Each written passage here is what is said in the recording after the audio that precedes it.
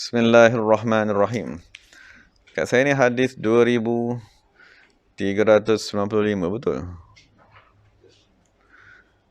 Qala al-muallif radhiyallahu anhu.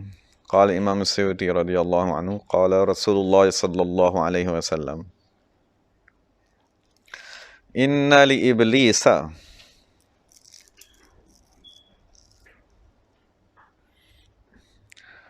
maradatan minasy syayatini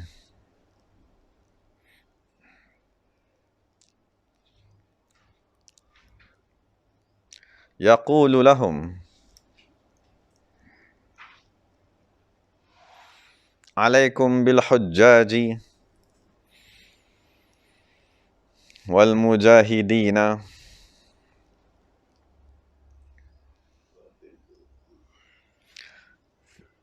fa'adilluhum anis sabil.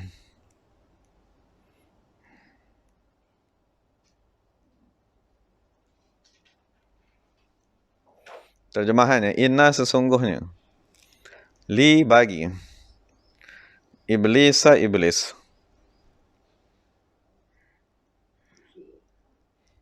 macam mana? Maradatan.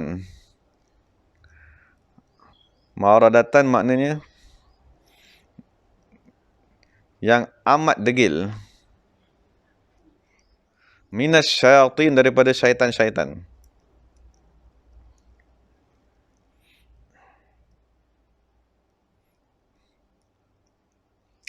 Yaqulu, berkata iblis, lahum, kepada mereka, alaikum, hendaklah kamu mengganggu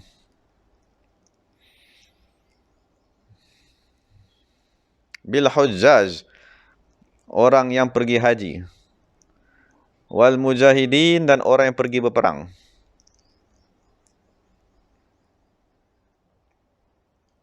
Berjihad, berperang.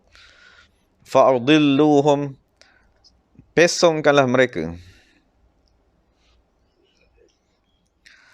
sesatkanlah mereka, anis sabil, daripada jalan Allah Subhanahu wa ta'ala.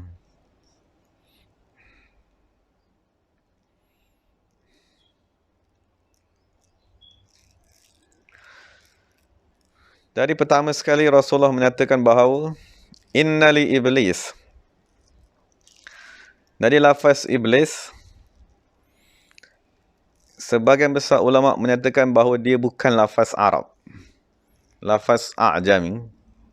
Maknanya ialah al-harith, maksudnya orang yang menanam. Tapi sebagian ulama dia kata lafaz iblis dia berasal daripada kata Arab al-iblas. Al-iblas maknanya yang putus asa. Putus asa daripada rahmat Allah Subhanahu wa ta'ala. Jadi iblis ni dia ada beberapa nama. Antaranya ialah Al-Hakam, maknanya orang yang bijaksana. Dan dia punya nama panggilannya ialah Abu Murrah, ataupun Abu Al-Karubiyin, ataupun Abu Al-Ghimr, ataupun Abu Kurdus. Dan dalam syarah dia bagi tahu nama dia yang sebenar sebelum dapat nama gelaran iblis ni lah.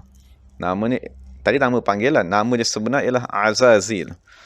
Dan Azazil itulah yang dinama yang diterjemahkan dengan Al-Harith tadi.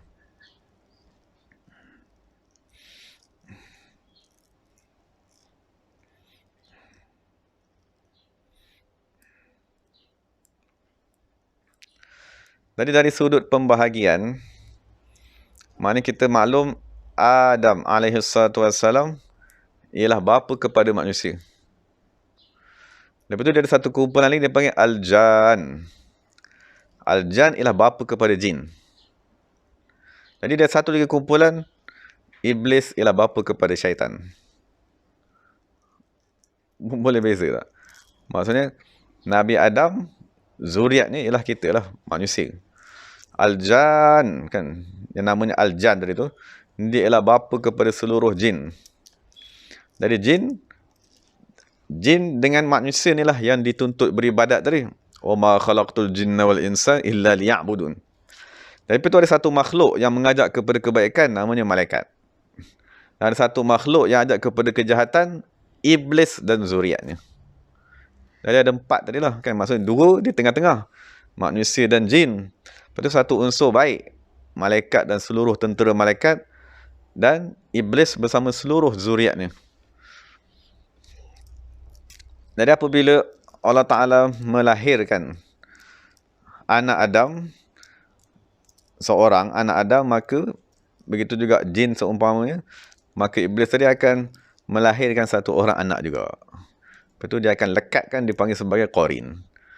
Maksudnya anak daripada iblis ni akan bersama-sama dengan anak Adam ni menyesatkannya sampailah bila-bila, melainkan apabila dia tadi menjadi hamba Allah yang ikhlas. Apabila dia menjadi hamba Allah yang ikhlas, barulah qarin ni tidak boleh mengganggunya.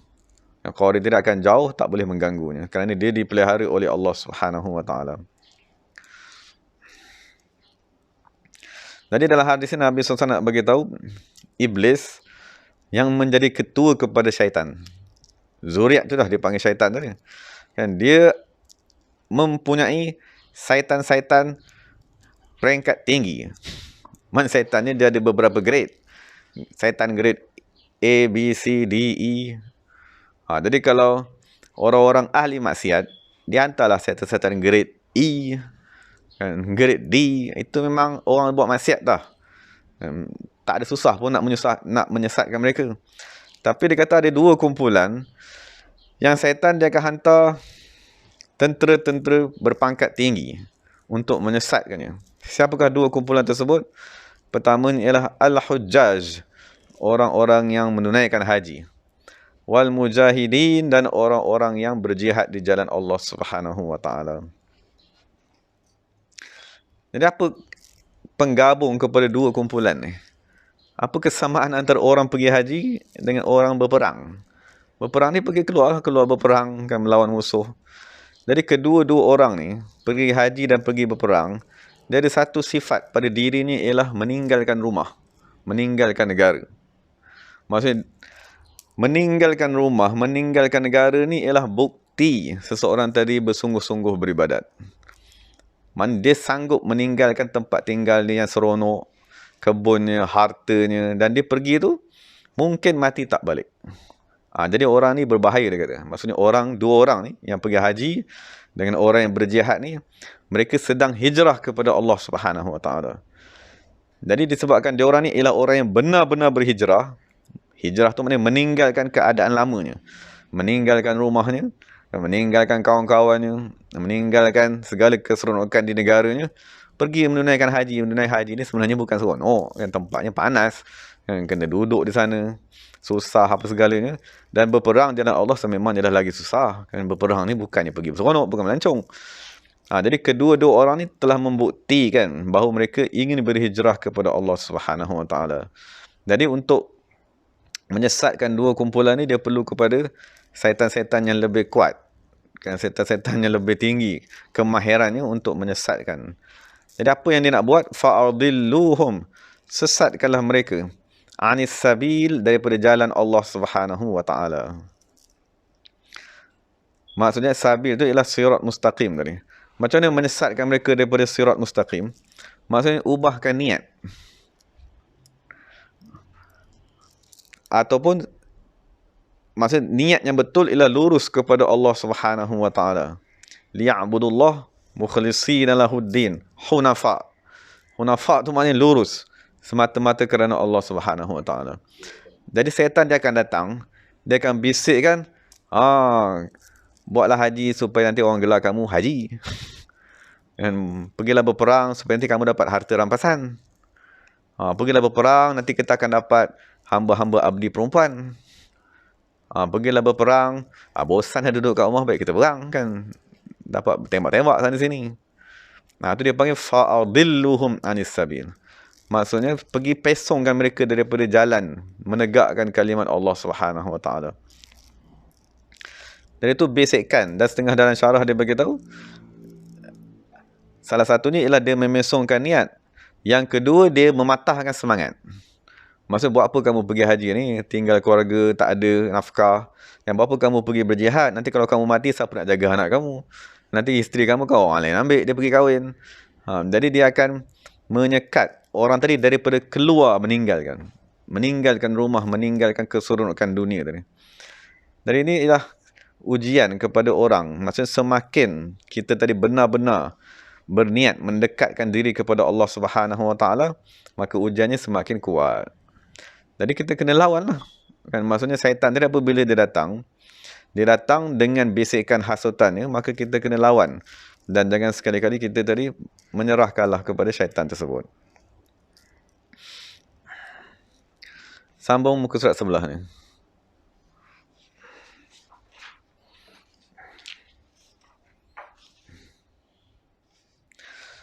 Inna sesungguhnya li jahannama bagi jahannam. Neraka. Baban pintu. La yadkhuluhu tidak akan masuk ke dalamnya. Illa melainkan. Man syafa siapa yang. Syafa melepaskan. Ghaidhahu kemarahannya. Bima'siyatillah dengan menderhakai Allah Subhanahu Wa Taala.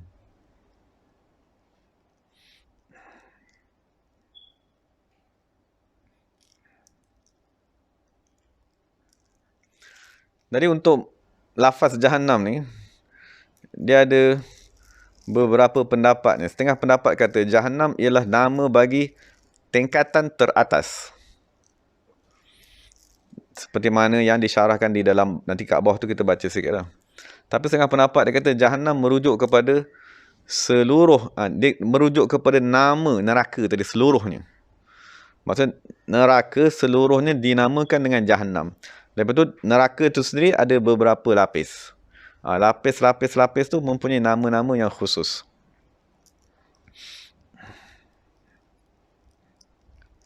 Jadi Nabi SAW bersabda, sesungguhnya neraka jahannam tadi, cuba tengok dekat bawah dekat syarah tu. Maksudnya dia ambil daripada kitab Imam Ghazali juga. Maksudnya bilangan pintu neraka jahannam sama dengan bilangan anggota. 7 anggota manusia yang manusia menderhakai Allah. Dengan 7 anggota tersebut. Tangan, kaki, mulut, mata, kemaluan, perut. Dan dia kata neraka yang paling atas, maknanya ialah namanya jahannam. Jadi kalau mengikut Imam Al-Ghazali radhiyallahu anhu, maksud dia kata jahannam ialah nama satu tingkatan. Bukan nama kepada keseluruhan neraka. Maksud Imam Ghazali jadikan jahannam neraka nama bagi tingkatan paling atas sekali. Namanya jahannam. Lepas tu yang bawah sikit namanya summa saqar, summa lava, summa al-hutamah, summa sa'ir, summa al-jahim, summa al-hawiyah. Itu 7 lapis.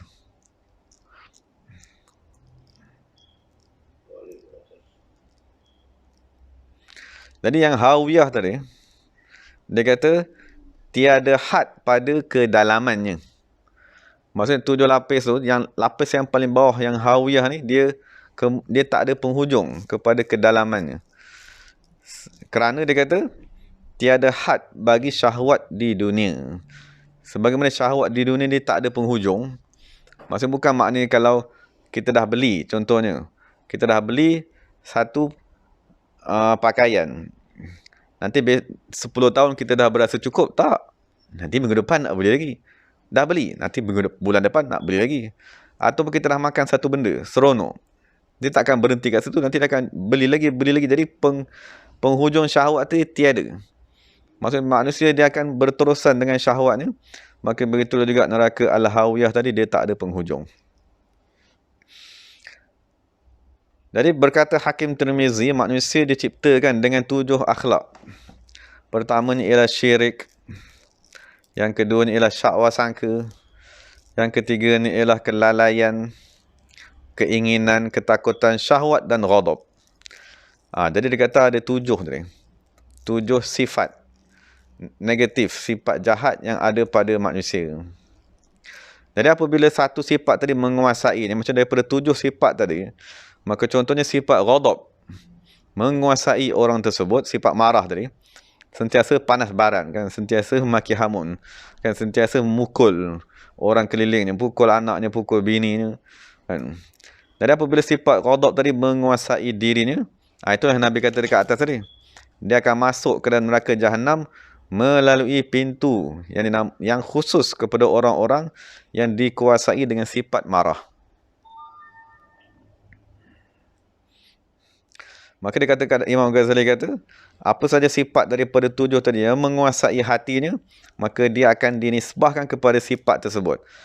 Dan oleh sebab itulah neraka Jahannam tadi dibuat 7 pintu mengikut bilangan akhlak neraka tersebut. Jadi setiap orang yang mendominasinya syirik akan masuk ke dalam tingkatan syirik. Siapa yang perangannya ghadab akan masuk ke dalam neraka ghadab tadi sampailah habisnya. Cuma sekarang ni bincang, bila dia kata pintu, kalau macam kita pintu rumah ni dia dekat sini, dinding ni. Tapi kalau neraka ni dia lapis ke bawah. Atas, ke bawah, ke bawah, ke bawah, ke bawah. Jadi pintu ni kat mana? Pintunya antara lapisan ni.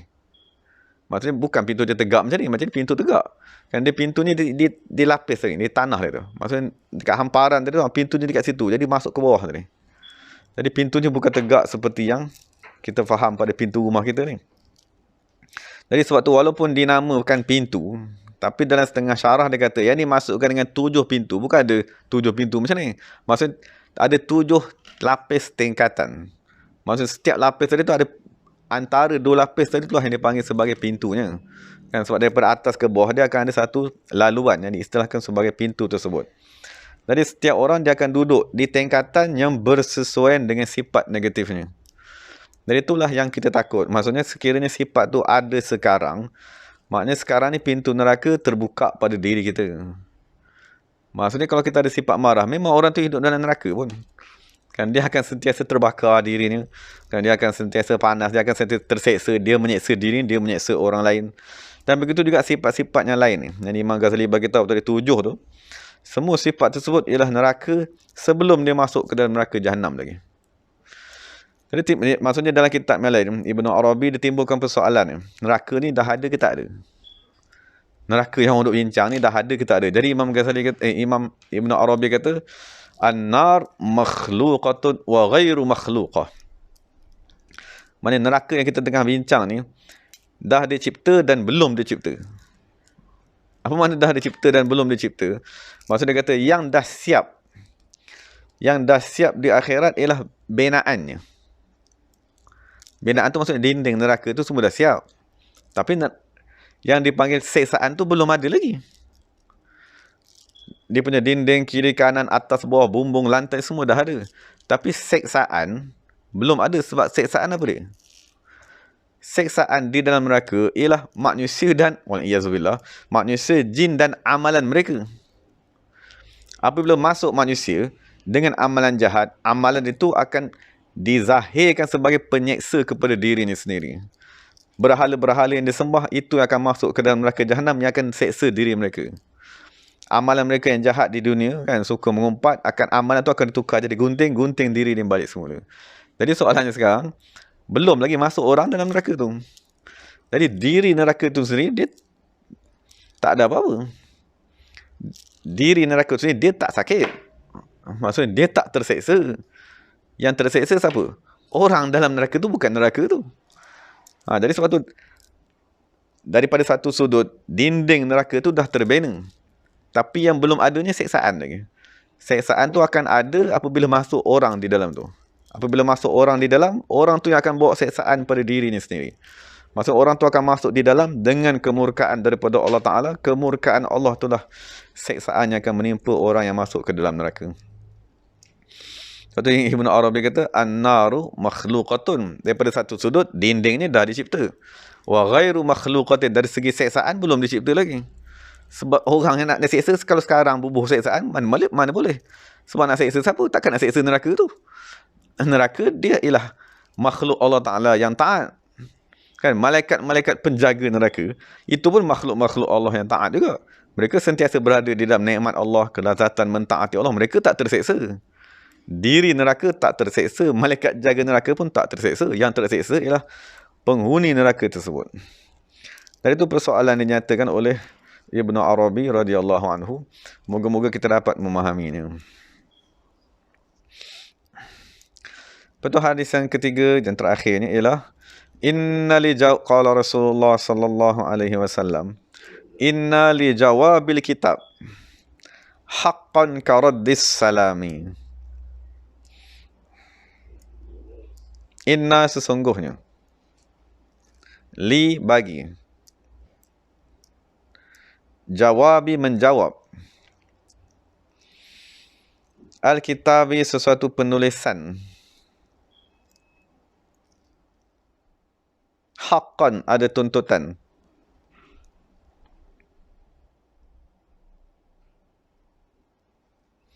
karaddi seperti,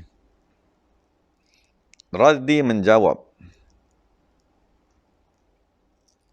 as-salami ucapan salam.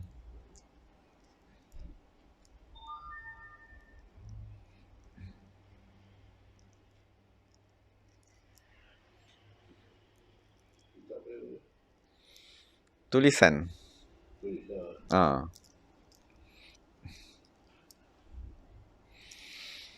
Maknanya sekiranya kita berjumpa dengan seseorang, kita akan ucapkan kepadanya Assalamualaikum. Itu ialah ucapan dengan suara. Jadi kita yang diucapkan, kita wajib menjawab Waalaikumsalam warahmatullah. Jawab sama ataupun lebih. Jadi sekiranya orang hantar mesej kepada kita, hantar WhatsApp ke, hantar mana-mana, dia kata Assalamualaikum, jadi kita baca, kita wajib menjawab Waalaikumsalam warahmatullahi wabarakatuh. Jadi kalau tak sebut Assalamualaikum, tak payah jawab. Kalau dia tak sebut Assalamualaikum, kita lah ucapkan salam kepada dia. Dia cakap, kirim salam. Kirim salam. Tak ada, bukan Assalamualaikum, kirim salam. Kalau dia kirim salam tu, dia minta kita sampaikan salam kepada orang lain lah kot. Jadi kita, kalau kita terima amanah tu, kita sampaikan salam tadi.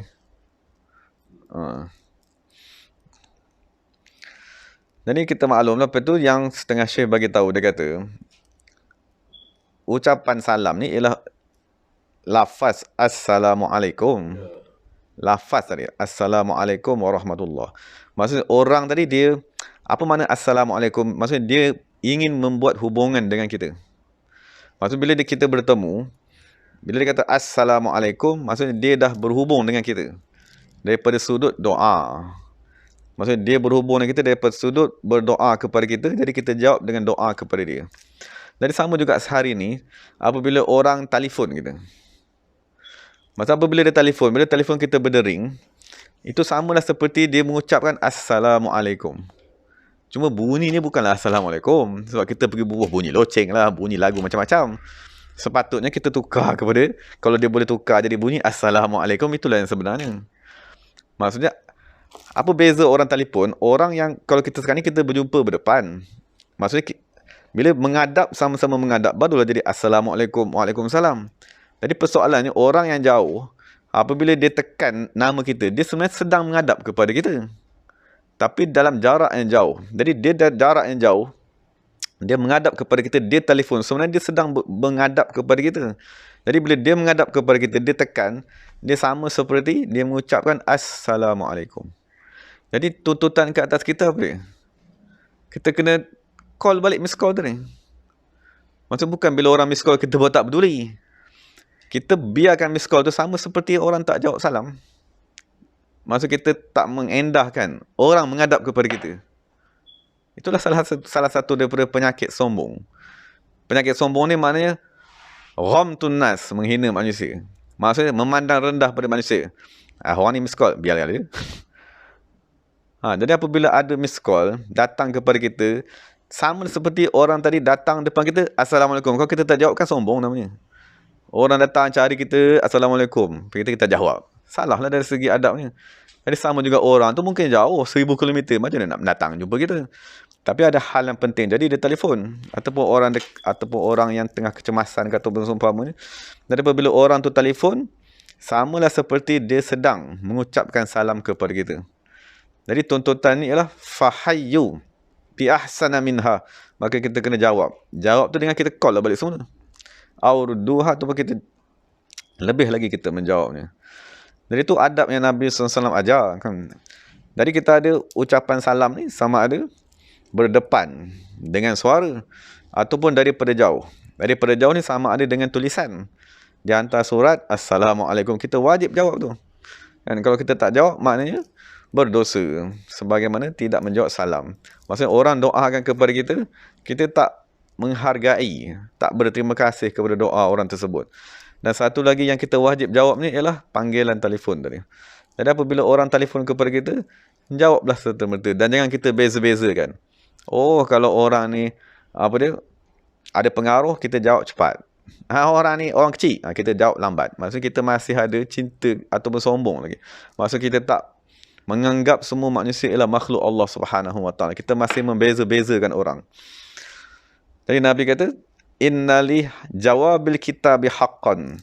Maksud apabila datang saja panggilan ataupun WhatsApp, Nabi tak beza kan. Oh, kalau orang ni macam ni, kamu kena lebih. Kalau orang ni kurang, kamu kena tak pedulikan. Nabi tak ajar macam tu. Bahkan Nabi kata, ucapkanlah salam kepada orang yang kamu kenal dan orang yang tak kenal. Sama je.